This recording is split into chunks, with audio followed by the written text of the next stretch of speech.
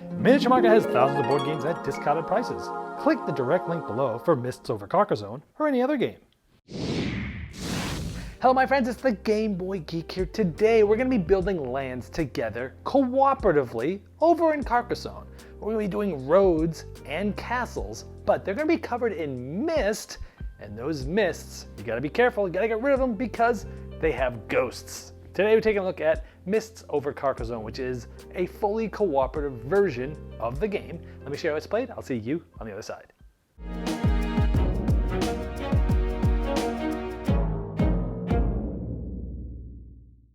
Now, Mists Over Carcassonne is a cooperative game, and so you're trying to get points. You'll have one marker for all the players, and you're trying to get a specific amount of points depending on the level. There's 6 different levels that you can play that adds complexity and rules and difficulty. And in the first level, you're just trying to get all the way to 50 to win. Now the game goes clockwise, and on your turn you're going to draw a tile and place it. This is a starting tile, it's about the size of 4 of these. Now when you place it, you have to match things. For example, I could do something like this, where I match this city with the city like this. I could not do something like this because that does not match that. I could not do this because the road has to continue. But I could do something like this. Now the mist itself does not have to continue, but as I'll show a little bit later, you probably want to try to continue them because you're trying to close off the mists.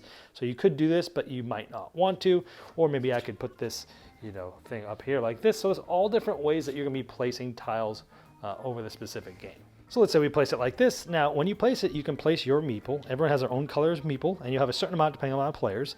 You can go on an item. So you can go here like on the city here, or you could go like this on the road. Now, what you're trying to do is close things off to score.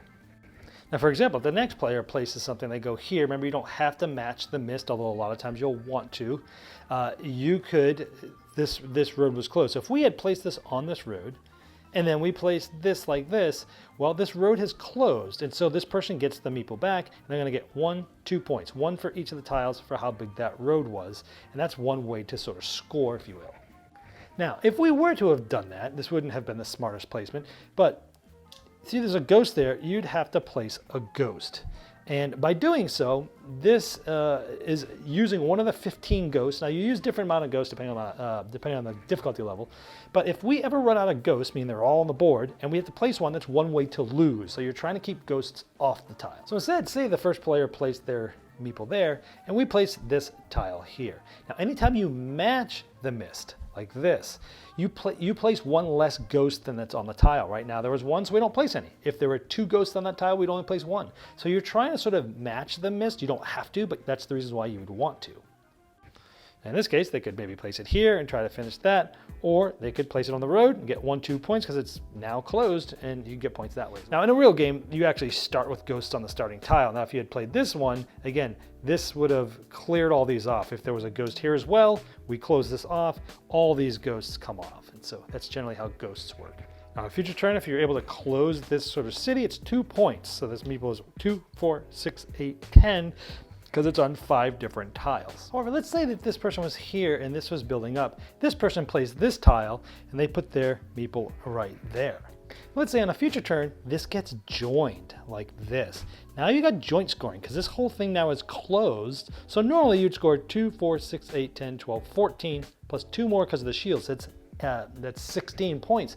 But because we have 2 different colors of players' meeples on here and they got joined like that, because you can never join one that's already there, but because this got joined later, both of these would allow you to score for that. So you essentially double that. That's huge because this used to be kind of a mean trick in normal Carcassonne, where now your clever placement helps a lot in this version. That's pretty much it. Everyone's gonna place a tile, go to the next person, work cooperatively. You're supposed to kind of talk together to see where you want to put it, but the person who's playing it has the final choice. That's basically like level 1. Now again, there's 6 different levels, and even going to level 2 adds 2 different types of tiles, like a castle here. Now this is a new type, so I would, if I placed the meeple on this one, of course, because we placed that there, we would have to add 2 ghosts because those mists are not touching anyone, so it'd be something like this. Now that castle is interesting because if this ever closes, meaning it's completely surrounded by tiles, then you get 2 points for each tile that has mist. So 2, 4, 6, 8, 10, 12, 14 points for this one, for example. Now, there's also cemeteries that get added in here. And these are bad because with the cemetery, it's considered open. And every time someone has to place a ghost, and during the normal rules, they also have to add one to the cemetery. So over the course of the game, you're gonna be getting more and more ghosts in the cemetery. And again, you don't want them here because if you run out and you have to place one, you lose. However, once you surround the cemetery, top, bottom, left, and right with tiles, then these ghosts go away, and one of the meeples from the board have to get buried here. So essentially you lose it, you don't get to place it for the rest of the game, but it stops the bad thing from those ghosts from happening. So that just gives you some idea of some of the extra modules that are in here.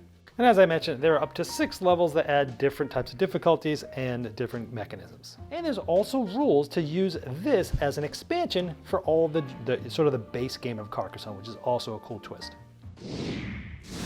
Okay, now going into this, I gotta say, I love Carcassonne. I've played, I think, almost every version of them. I've owned every version at one point. Even got the big box. I really like it. It's a great game to get people into the hobby market. It's the lighter game, but they're fun and they're easy to teach. They look cool. But I gotta tell you, I'm kind of on Carcassonne burnout coming into this. So that was how I was looking. I've loved Carcassonne in the past. I've used it a lot, but kind of burnt out on it. However, I gotta say that this one is the most different of all of them, but at the same time, it still has a familiar feel of all the other Carcassones, which is interesting. That's what I liked about it. I like that you're trying to sort of close the mist. So you're trying to figure out a way, almost like as if you're closing a city or a castle and some of the other ones, you're trying to close that mist in order to remove ghosts, because if all the ghosts are gone, you need to place one, you lose, right? So you're trying to close them to get rid of those ghosts, and it's like this impending doom of what you're trying to do in amongst all the other things of trying to get points. I like that when you connect mist, it adds one less ghost than normal. So yes, I might connect a mist here, and I don't have to put as many as I would if I put it somewhere else, but usually that's good, but it's not always good, because if you connect it, maybe it's making this other one, really long, right? Maybe it's making one that you had almost closed, and now it's to the point where it has 2 openings somewhere else. So now it's gonna be harder to close, right? So there's a lot of different thought processes you go through when you're trying to connect the mist to another one. Interesting concept there. I like that choosing to never be able to close a mist. So sometimes you find yourself where you place a tile and you're like, oh man, that one's never going to close.